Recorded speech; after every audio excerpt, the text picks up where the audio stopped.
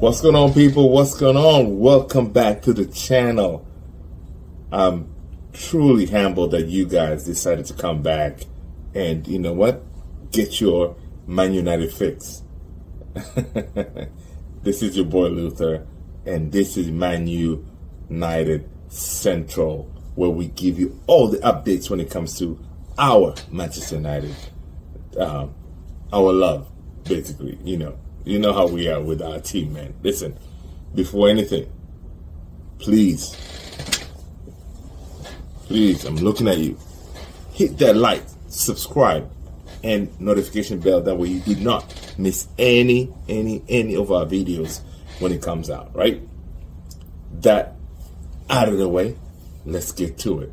So listen, what I have to you today is not much. It's been kind of quiet, but you know what? The breaking news today is that Al-Thani, one of the bidders for the Manchester United team, they kind of frustrated that the Glazers have decided to take their sweet time to decide who will take over as the new owners of the team, right? According to the news that we are getting today, is the Al-Thanis, they're going to wait until the end of the season, which is in 2 weeks, right, for them to make the decision when it comes to the owners, right? So this is kind of frustrating because it's not only the Al-Thani family that they're feeling, the frustration. Even the Man United, us, we feeling that stress because, come on, this whole process started in November. Now this is May. It's still, we do not have a concrete, pretty much a concrete solution to our ownership, because the sooner we get it, the sooner Erik ten Hag can have what he needs to jump into the market.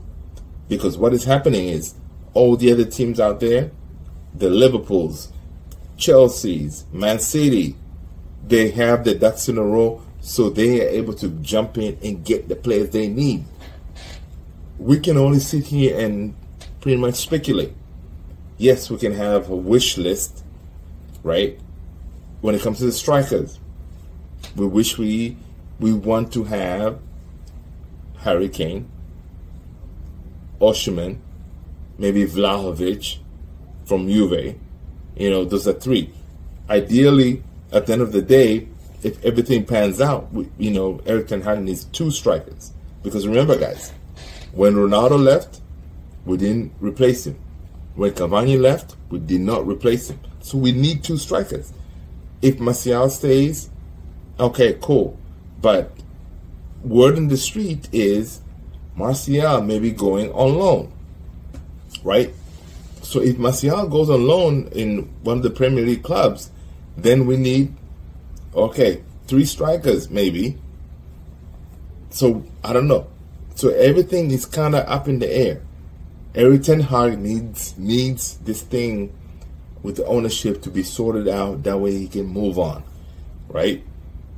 Right now he can only have a short list, what he wants, and he's just sitting there twiddling his thumbs, trying to see, okay, what's going to happen, or how much money do I have to spend, right? So it looks like, definitely for a fact, it may end up being the whole situation with sell to buy, right? Do we have that much that we can sell to, bring in enough money to get the prospects that we need and the stars that we need and the firepower that we need? I don't know. We do have a few players that we can probably do that. And if you watch my previous videos, I've mentioned a few. Number one, of course, Harry Maguire.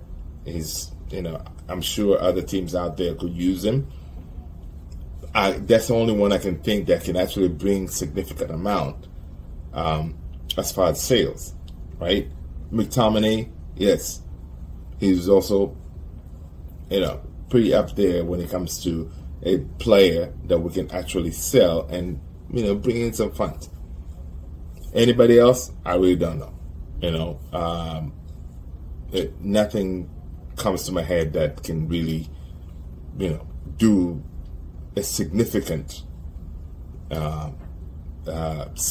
amount to bring into the United Funds.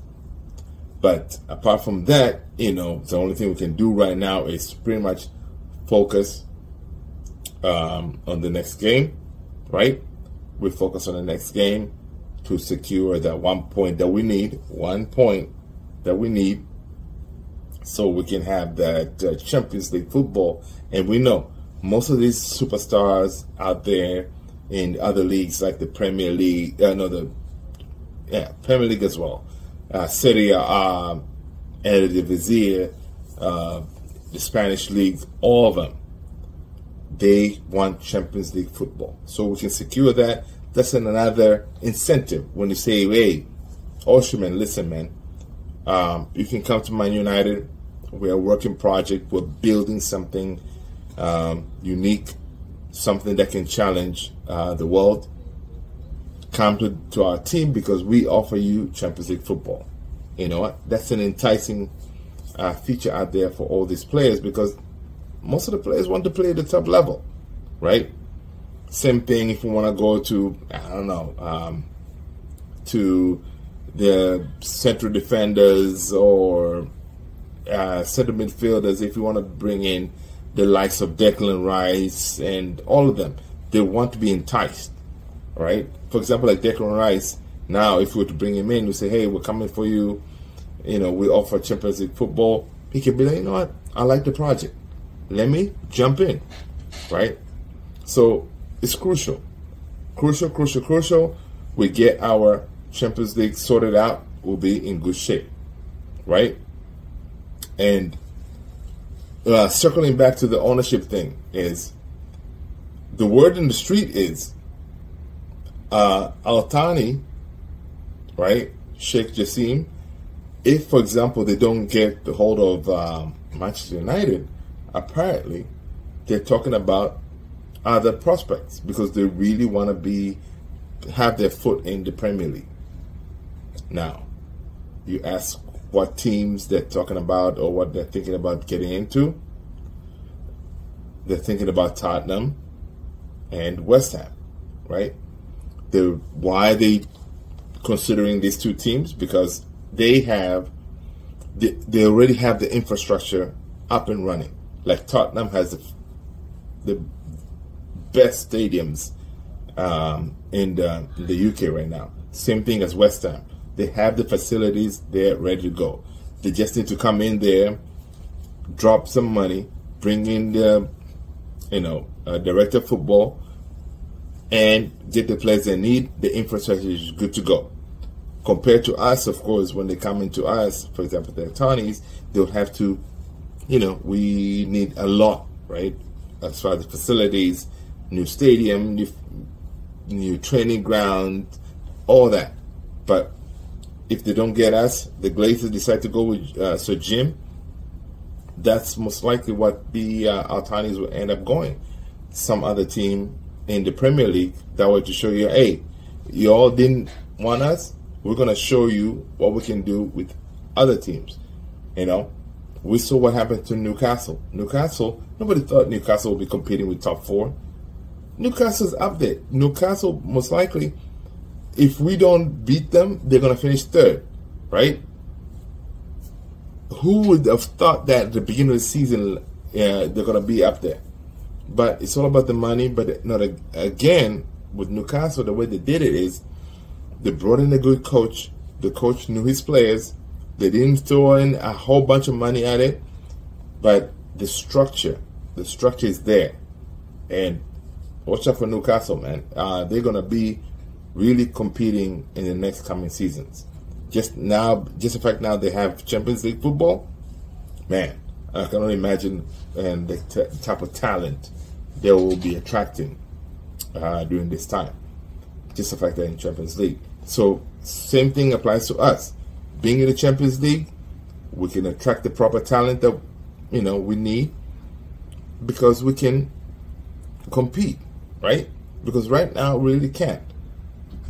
It really pains me seeing today Man City, hoisting that title. I don't know who's going to be able to compete with them in the next, whatever, 2-3 seasons. It's not going to be us, guys. I can tell you that right now. I don't see us competing with Man City right now.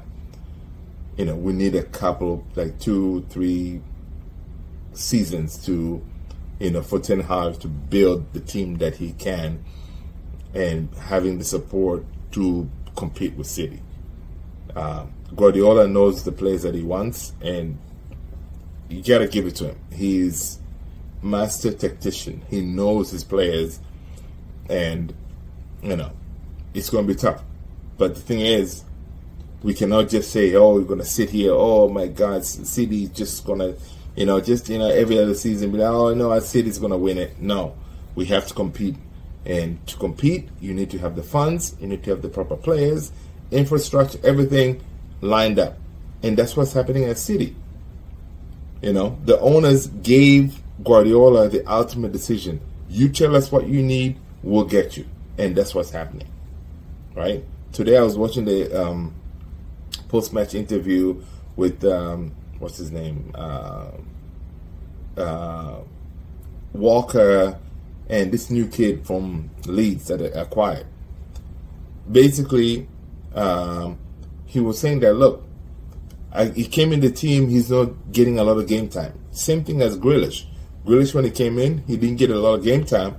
But I think Guardiola, what he's doing is he's getting all these players saying, hey, come to the team. That way you can learn how we play and everything. That way you have time to assimilate into the team. So, come to United, Erik ten Hag needs the same, you know, authority, right? He needs to be able to be given the funds, the support to get the players that he needs, right? And then when those players come in, we give him time for them to be able to assimilate to the team. That way they can produce, right? Okay, this season, Anthony, you know, he did some things, but I think he has more in his locker, and I believe in the next coming seasons he will deliver, right? So let's support our coach.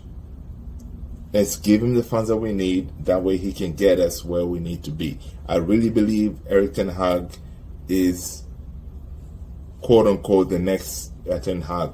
That's what I think. Because this guy, you can see that he has that je ne sais quoi, they say, like that thing, right? All the other coaches that came, you know, they didn't have it. This guy, he looks like he has it. He knows exactly how to play. He knows exactly what players he needs.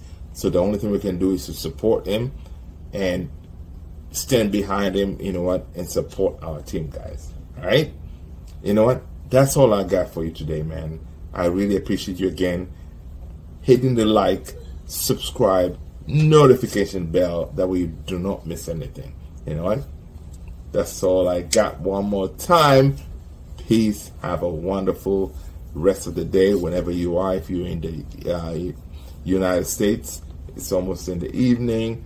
Depends where you are. If it's the rest of the world, peace out. Stay blessed. Thank you so much for watching.